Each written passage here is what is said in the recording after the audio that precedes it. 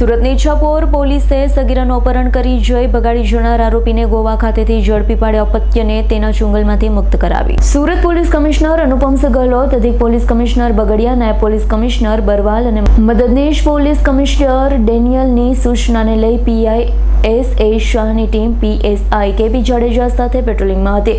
ત્યારે ઈચ્છાપોર વિસ્તારમાંથી સગીરાનું અપહરણ કરી આરોપી ભગાડી ગયો હોય જેની તપાસ હાથ ધરી આરોપી બિટ્ટી ઉર્ફે વિકી બુનીલાલ દીનાનાથ પ્રસાદને ગોવા ખાતેથી ઝડપી પાડી તેના ચુંગલમાંથી સગીરાને મુક્ત કરાવી તેની ધરપકડ કરી હતી.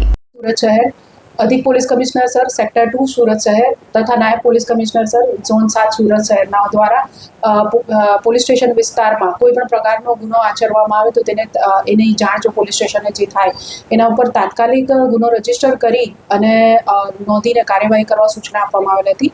તે અંતર્ગત આશરે 3 મહિના પહેલા ઈચ્છાપુર પોલીસ સ્ટેશનમાં રહેતા એક વાલીએ પોલીસ સ્ટેશનનો સંપર્ક સાધી જણાવેલ કે તેમની 16 વર્ષની દીકરી ઘરે આવી નથી, મિસિંગ છે. જે અંગે ઈચ્છાપુર પોલીસ સ્ટેશન દ્વારા તાત્કાલિક પગલાં ભરીને બીએનએસની કલમ 137(2) મુજબનો અપહરણનો ગુનો નોંધીને તપાસ હાથ ધરવામાં આવેલ હતી.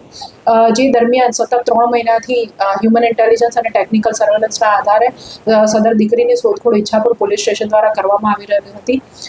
મીનવાઇલ તપાસ દરમિયાન એમ જાણવા મળેલ કે સદર દીકરી જે છે તેને લઈને એક આરોપી વિકી ઉર્ફે વિકી બુનીલાલ દીનાનાથ પ્રસાદ મૂળ રહેવાસી સિવાન બિહારનાઓ સદર દીકરીના સંપર્કમાં આવેલ અને તેને લગ્નની લાલચ આપી લલચાઈ ફોસલાવીને એના કાયદેસરના વાલીપણામાંથી તેનું દીકરીનું અપહરણ કરેલ હતું.